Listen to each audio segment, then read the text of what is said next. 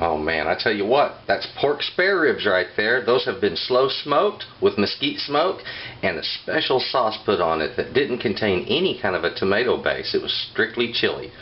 I tell you what, this is going to be a delightful meal. Wait till you find out how to cook these ribs.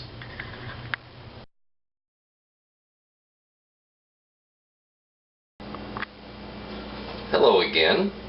Okay, today what we're making are these spare ribs, and I'm going to do with them a barbecue sauce. Now, you see here a bunch of chili set out. Now, most people, when they make a barbecue sauce in the United States, they take either like ketchup or tomato sauce and then season it up with a whole bunch of ground up chili powders and other different spices, you know, like maybe cumin and stuff like that. And that's fine, that's okay. That makes actually a pretty decent tasting sauce. But what I wanted to do today was just a complete shift from that kind of thinking. And what we're going to be doing is, of course, for our ribs, I'm going to be making this sauce out of chilies. And we have here some guajillo chilies, and these are chipotle chilies, and these are arbol chilies right down here. And in order of heat, if you were to look at this as what's hot and what's not, these are actually jalapenos. Okay, that's what a chipotle is a smoked and dried jalapeno. And so you know how hot jalapenos are. Well, the guajillo is just one step milder than those. And these right here, these arbols, are one step hotter than these than the chipotles. So what I'm going to do here is I want to produce a chili, or rather a chili sauce, barbecue sauce, that is based on chilies. And chilies make a great sauce by themselves. That's why I thought, wow, why not just get rid of the tomato altogether and let's do this. Now, tomatoes are real acidic, so I'm going to replace some of that acidity with something that'll be fruity flavored and it'll work well in the sauce. And this is some lime juice here. Also have some salt to bring out flavors, and brown sugar. Now, as far as how much of these ingredients here, that's going to really depend on what the chilies require. So once I get those turned into a sauce and we get it heated up and cooked, then we can start adding these other ingredients in smaller amounts and then bring up their flavors until we get it just right. So while this is a cup of brown sugar here, it may take a little more than this, or it may take less than this, I don't know. But that'll be dependent upon what the sauce requires and what your taste is. So, let's get right into this. Now, we need to prepare our chilies for making a sauce. To work on a dry chili like this, you need to first get water inside of it to rehydrate it. So, I'm just going to cut a simple slit in the chili there. Okay? And then drop it down in the water. I'm going to do that with each one. Get close there. There we go. See that?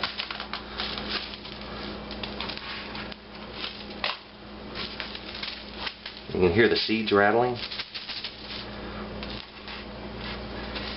And these little dry, thin things produce a surprising amount of pulp. Here is our chipotles. Now, these are going to be neat because they're going to add a smoky flavor to the sauce. I'm going to have smoked ribs, but I'm going to have a sauce with a smoky flavor. And of course, our little tiny chilies here. I'm just going to put these down on the board, put my knife tip against them, and make a tiny slit in each one.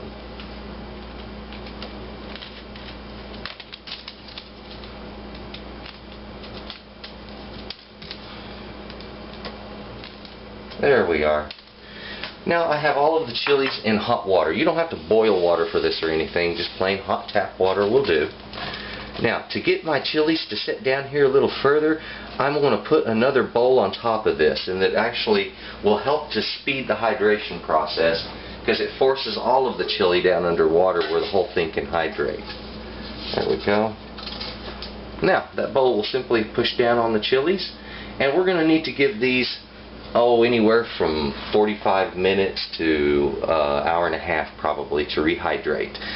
In that time, though, we're going to be able to get the ribs started, and everything is going to time out just perfect. Now, this is a meal that if you're going to do this kind of cooking, you better have a good amount of time to do it, because smoking ribs and making this kind of sauce is going to take a few hours.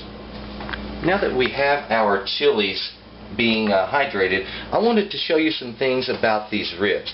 If you notice the slab is narrower, and I said that these are pork spare ribs. Well, that narrow slab kind of looks like a baby back slab, doesn't it? But I tell you what, here's the difference. Baby back ribs come from younger hogs, usually those that are under 250 pounds roughly. And of course they're not full-size hogs. They're only about half the size of a full-size hog, which gets around 400 to 500 pounds.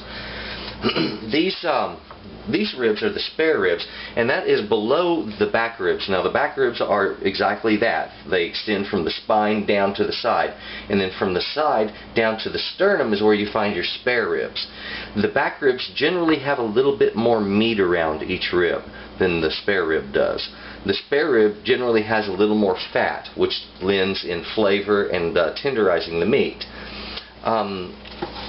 To know what is what and what they've cut off here to make this narrower. This is called a St. Louis cut, and what they do is they cut off the cartilage and sternum, and the cartilage and sternum normally sit right here, and it kind of flares up this way, and it makes the rack look much larger, and there is a lot of meat up in between that cartilage. It's a good stuff to eat, but this is a neat way to do it too. So they've cut off that part, and if you'll notice here, these are the bottoms of the ribs. You can see these tiny white dots here and here. Those little dots are the ends of the ribs. You can see how small they are.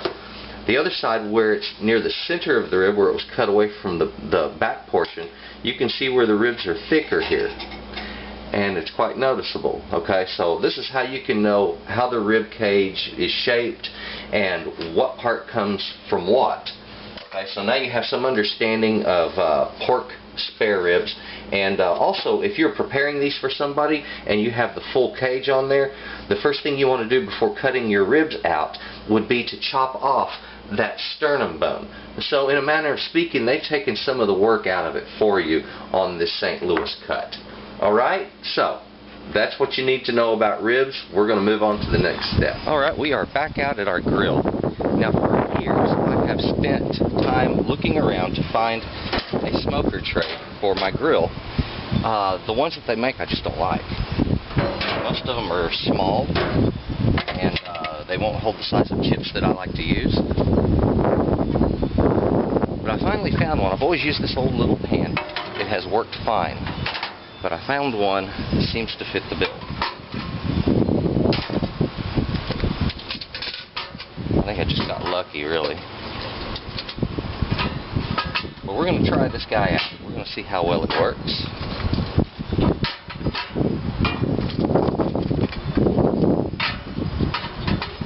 Get it all loaded up. Chips here.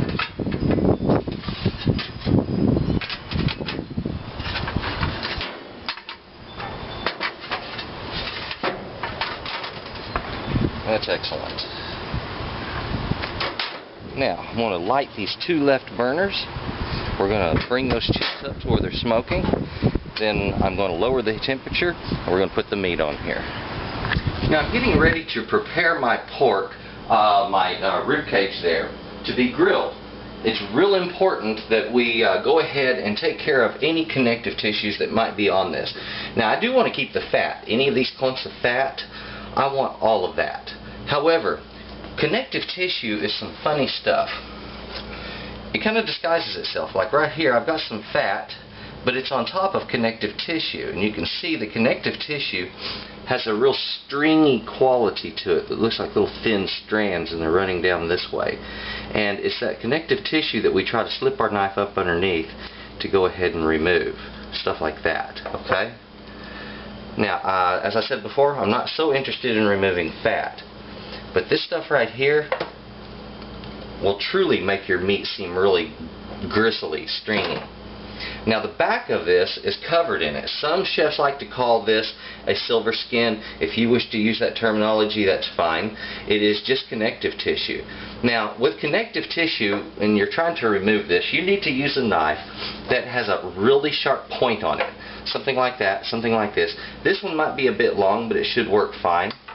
If your knife has more of a rounded nose, this won't be quite as easy. It'll still work.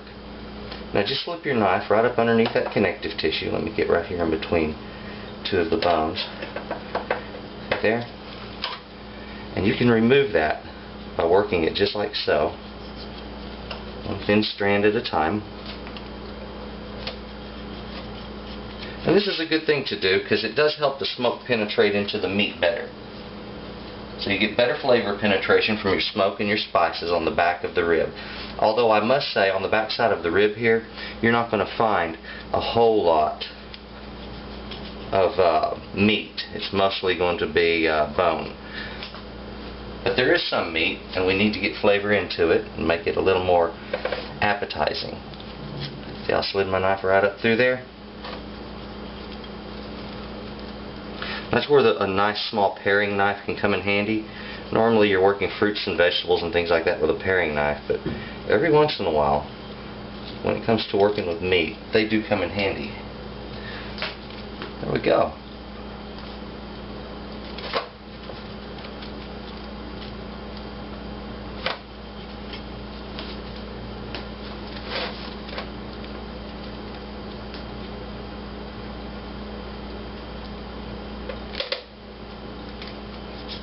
As you can see, working on ribs like this is quite a trick, getting this membrane out from back here.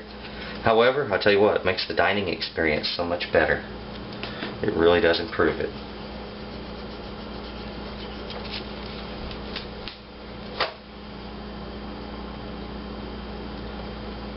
So it's going to come down off of the bone. I don't usually get good results that way. Try it.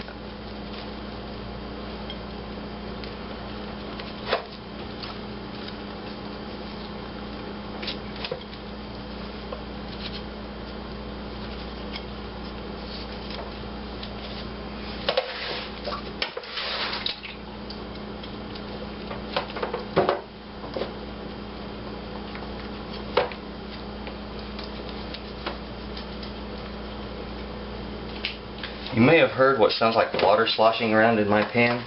That's because it is. I've put about 2 quarts of water down in there. And this is important. When you're going to smoke out on the grill, get water down into the pan that you have your meat sitting on, especially with ribs. And what it'll do is steam and provide moisture to the ribs, all the while it's getting smoke from the barbecue pit. Now, whether you're using actually a pit smoker or a grill, both will work fine for this. It's simply, as you've seen, in how you set up the grill. This is why I advocate to people, you know, if you're looking between the two, go ahead and get the grill. And if you decide you want a smoker after that, then get your smoker.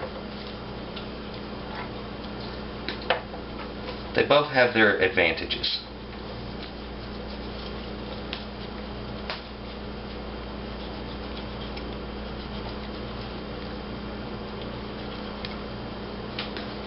Okay, I've got a little more here and a little more here.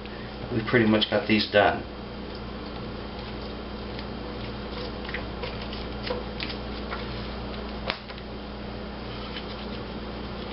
And just a little bit of meat with that one. Something I try not to do, but every once in a while it happens. Well, there we are. The membrane's hard to get a hold of. Down on this smaller end, they do get difficult.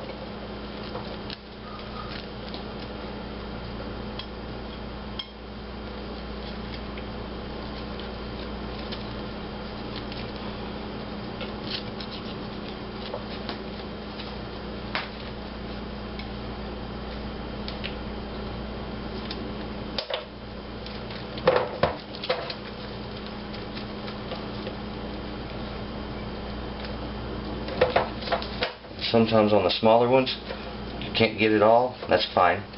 I can take my knife and just run it right up through there. I don't want to worry too much with that one.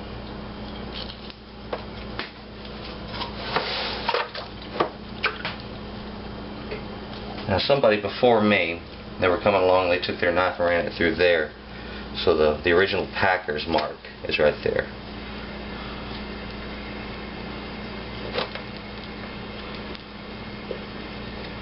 Whoever processed this one. Those guys are like me. They like to keep their knives razor sharp.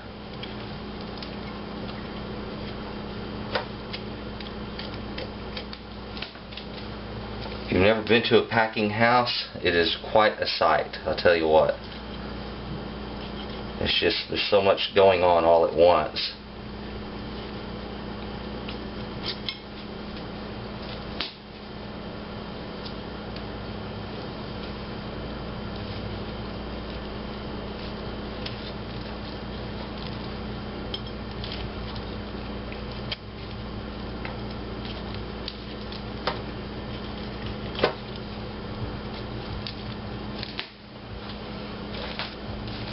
Alright, I have got off of this what I want to remove.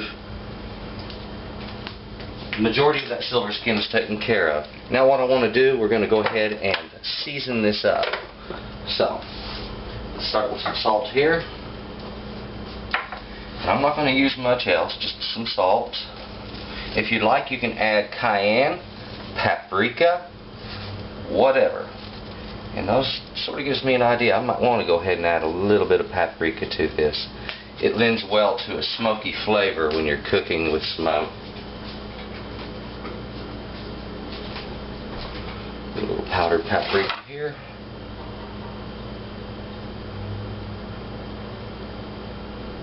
Paprika is frequently used in rubs for briskets and other marinades, and it's because it imparts a good chili flavor without being very hot. It's a very mild chili. Okay.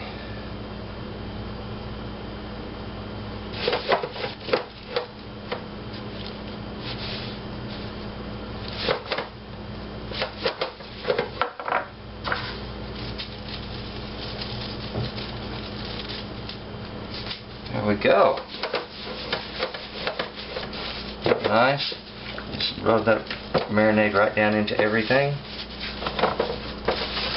Take some of it off of that pan.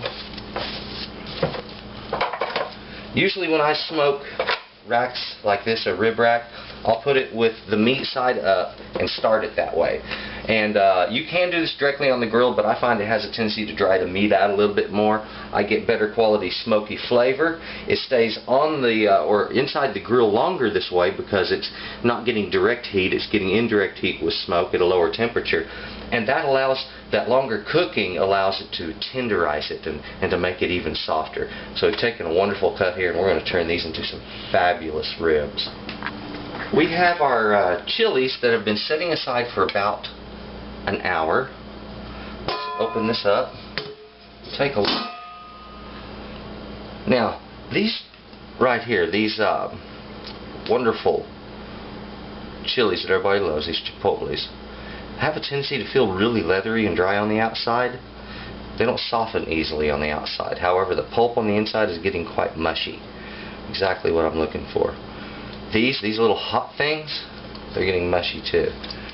And this also. However, I'm going to just turn them all over.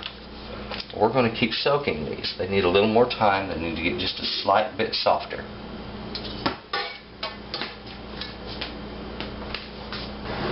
It looks like that new smoker box works just fine. So, go ahead and place these ribs right up in here. Now, this burner, the center left, I want to take it way, way down. Alright. Right at low. The other one, I want to reduce it to about medium. I'm going to shut the lid. We're just going to let this sucker slow cook. When I got out here, the temperature was about 450. We're going to try to get it down to around 250 if possible. I've just come out to check. Our smoke has slowed down a little bit, so I kicked up the flame just a little bit more on my left burner and then turned down that center burner even further. That way I can get some heat back here and get those things smoldering a little bit better. I also went ahead and moved the chips over. Some of them were charred really well. Our chilies have now become nice and plump. Pumped up really well. They look really good. So I want to take these, I'm going to start putting them into a food mill. Food mill is a real simple item. If you don't already have one, there's a strainer on the bottom, and this comes with different sizes of plates, different sizes of holes.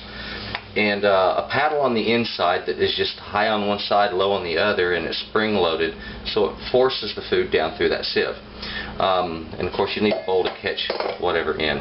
These things are not expensive. You should be able to find one of these for anywhere from $30 to $100. The $100 ones are very fancy items, but they aren't necessary.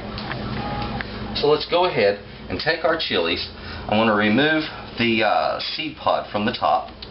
Take one of the splits and just split it up to the top and pull that crown out.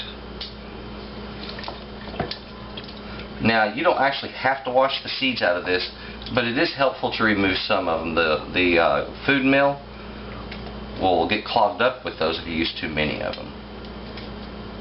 And it really depends on your food mill. Some food mills don't do it as much, others do it a lot. On these little arboles, stick them right down in there. They're going to provide a lot of heat, a very interesting flavor additive also.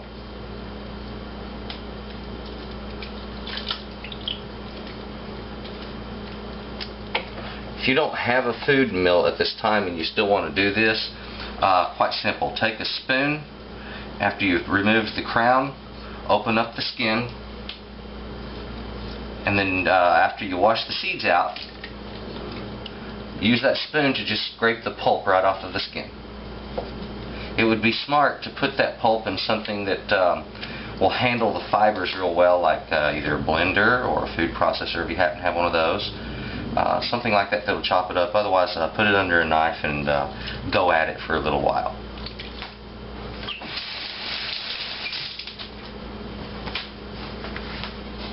Wow, all for the love of a good sauce.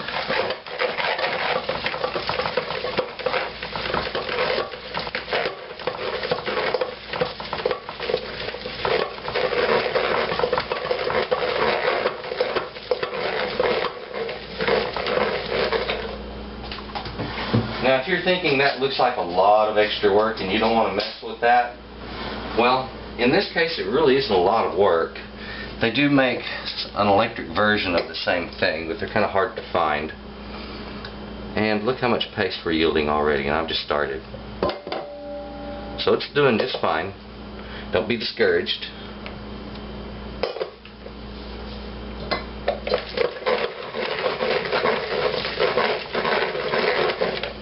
I think I'm going to put some more chilies down in there. Need some chipotle. The water, everything over here smells kind of smoky, and it's all from this one chili. It imparts a wonderful smoky flavor into any sauce that you do.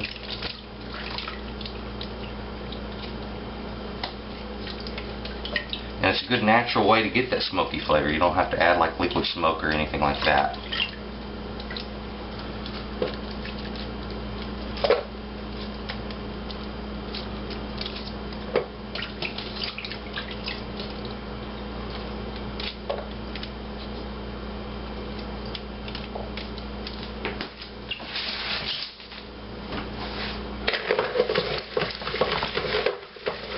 This looks like it's a bit messy, and it is just slightly, but it's not a major deal. If you spend any time at all in the kitchen, you know occasionally messes get made.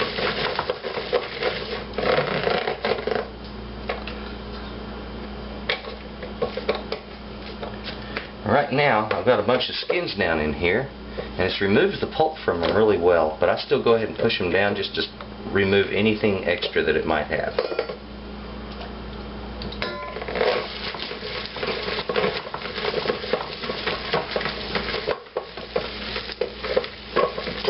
Turn that up, let me see. Handling action. And it is just falling off the bottom of this now.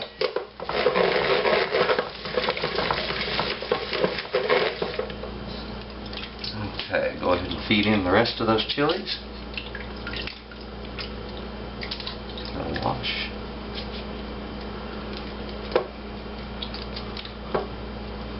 This is going to make quite a bit of sauce.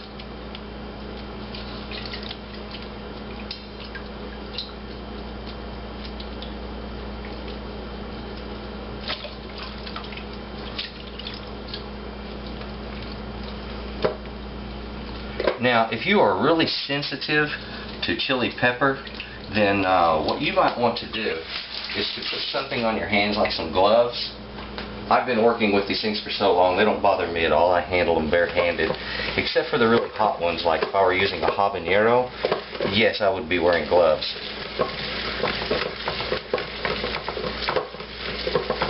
And that capsaicin is very hard to wash off.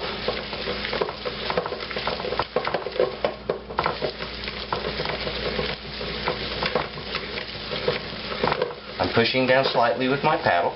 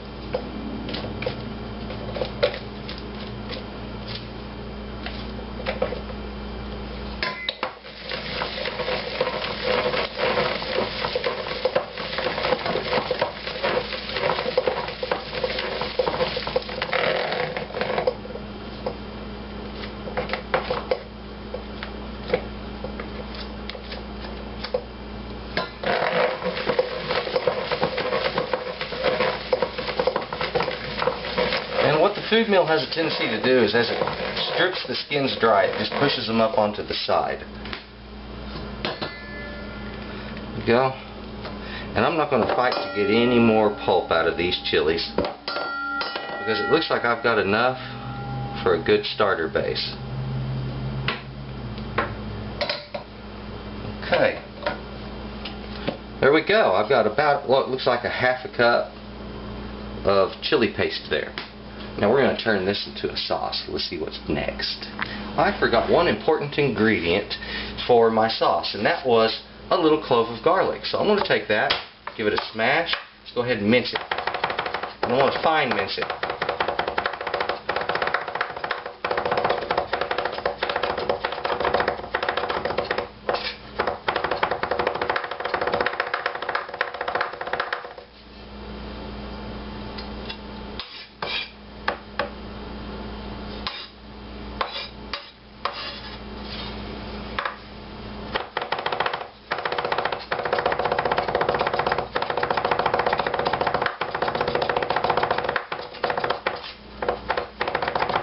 There we are. Now I can go ahead and put that down in the sauce, and it won't stand out very much because it is fine minced. We are 30 minutes in on our cooking now. Checking that smoke again. I'm getting a nice light drift of smoke off of my box. That makes me feel good. If you'll notice the ribs, they're pushing out some of their juice. Don't worry about that. It won't hurt a thing. Turn these ribs sideways. To check that smoker box, we're going to have to get down to it. Of course, we're dealing with a hot grill.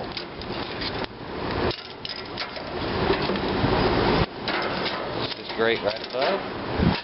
That smoker box is wedged under there by this. Just pull it out. There we go. I have to fight with it a little bit. It's not a big deal. It's looking really good. Some of these pieces down here that are a little more charred, I'm going to get them out of my way. Move these down. They're smoking wonderfully.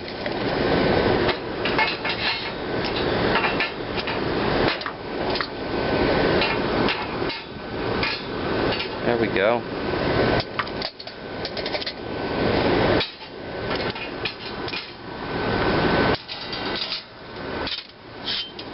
Sometimes you just got to learn to work with tongs, and that's all there is to it. Put it back on there.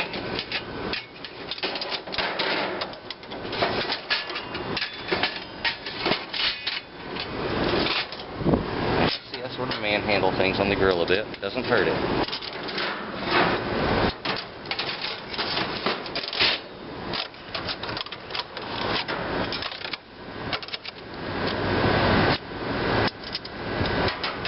Okay, we're just going to let it continue to smoke. Let me introduce you to what we're going to be doing with our sauce here, to our ingredients. Of course, you're already familiar with our chili paste and the minced garlic that I just put in there.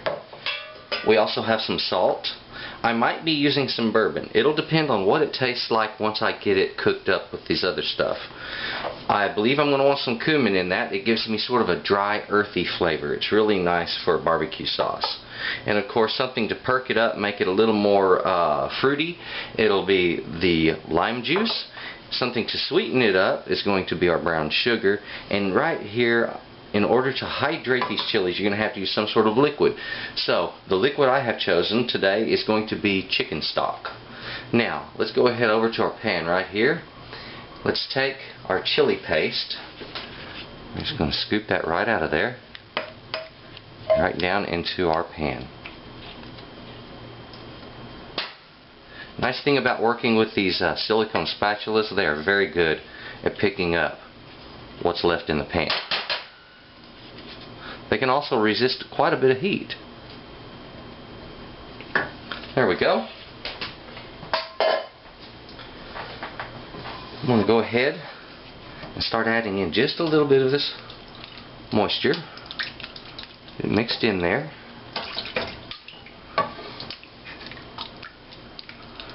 Now, frankly, I don't like to use a spatula to cook with or to stir with. In this case, I'm simply using it because that was what I already had, and it had some on it, and I wanted to clean it off. Okay. Normally, when I'm working with the sauce, I like to use a medium small whisk, just like this. Now, different whisks for different things. They have whisks with real thin wires and whisks with real thick wire. The thick wire is for working heavier items, much more dense items. The thin ones are for quick mixing thinner items, and this is a good example of that. I'm going to add just a little more of that. There we go. I'm not going to worry if it's a little thin to begin with.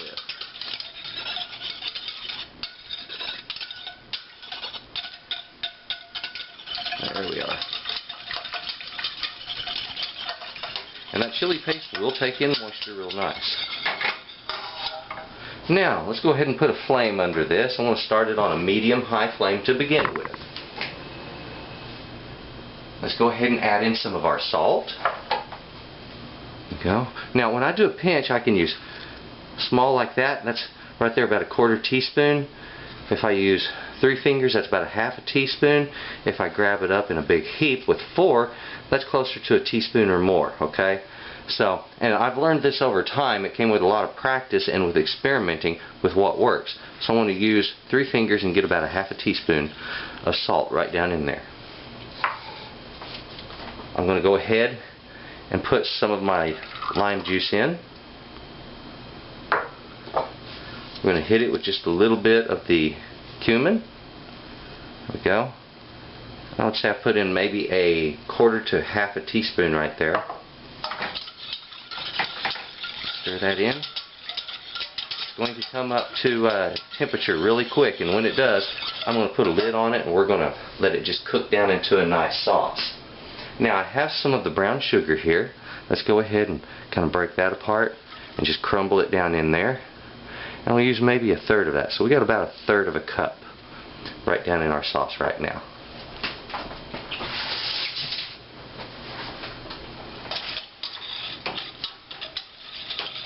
Now, you know, normally you would have tomato paste in here or tomato sauce, and then you'd be adding in a whole bunch of chili powders and maybe some cayenne or also some paprika, all kinds of different things that you'd be putting into it. Here we just started with that base flavor as chili, rather than trying to turn something else into a chili flavor.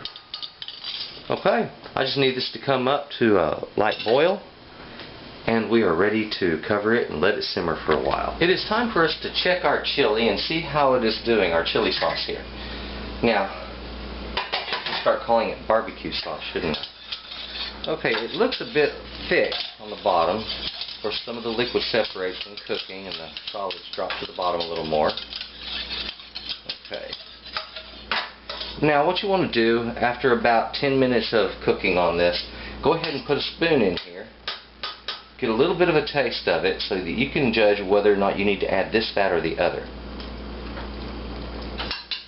Actually, oh, ooh, that's hot. It's got quite of a bite to it. Those arbol chilies really kicked in. Okay, so this is going to be a spicy whiz-bang of a sauce. It does need a little bit more acid in it, so it's going to get it. The sweetness is really nice on it. It's good and sweet, but not too sweet. I might add in just a little bit more sugar, but no more than maybe a tablespoonful. Right there.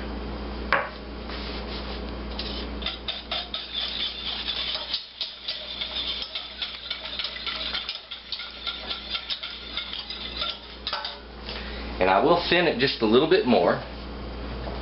And we're going to use that bourbon I was talking about earlier. We'll put in there about 1/3 of a cup, 1/4 to 1/3.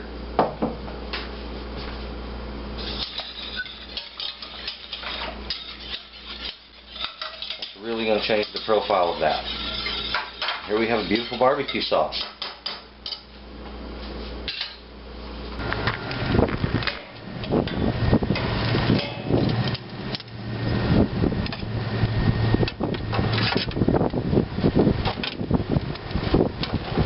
That is looking really nice. Look at the color on that.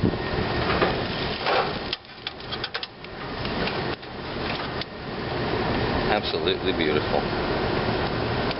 So I'm going to prop it up for a minute to get some better smoke around the back side of it. The ribs are starting to protrude right now, and this is a good sign.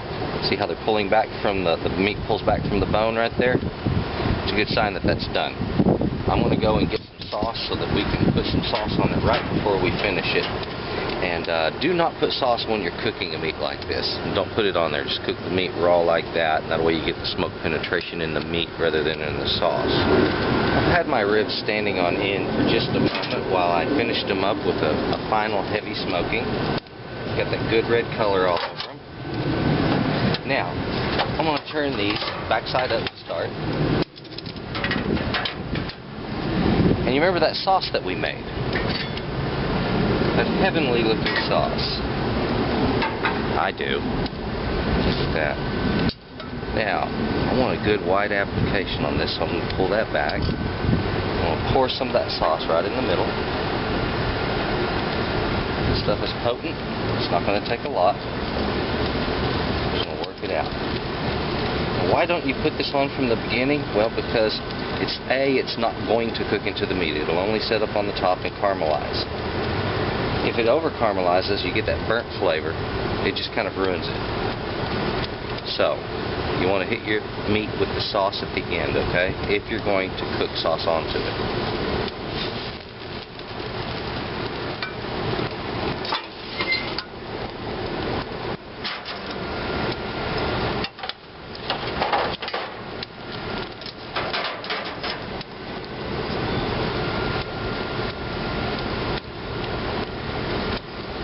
Gently mop the sauce over it. You'll have to do this only once.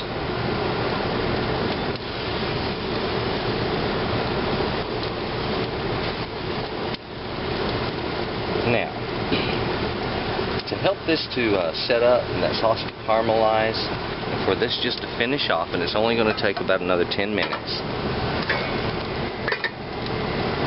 Let's take that rib rack, and I want to place it right up on that top grate.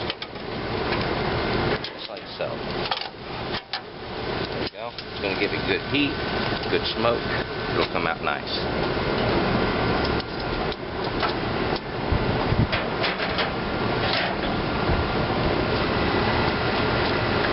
Well, we have pulled those ribs up off of the grill.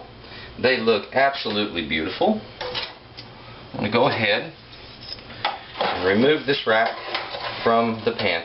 Before I do, notice how far those ribs are protruding, how the bone is sticking out now. It's very obvious that that's one of the best ways you can tell whether this is done or not. It makes it real obvious. Okay, we're going to cut these down into some ribs. And I have given this just enough time to rest. About 10 to 15 minutes is a good resting point.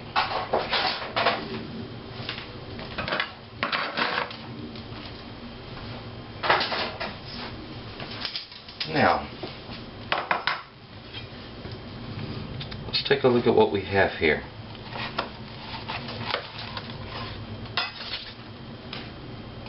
That is just gorgeous looking. I can't wait to dig into these. Oh, they do look good.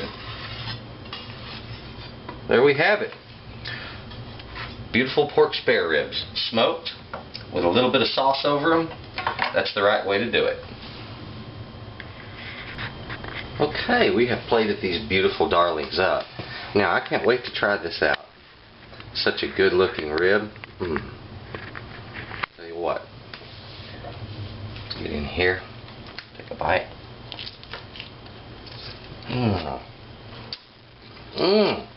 Oh my goodness. Oh God. I shouldn't do things like this to myself. This is absolutely delectable.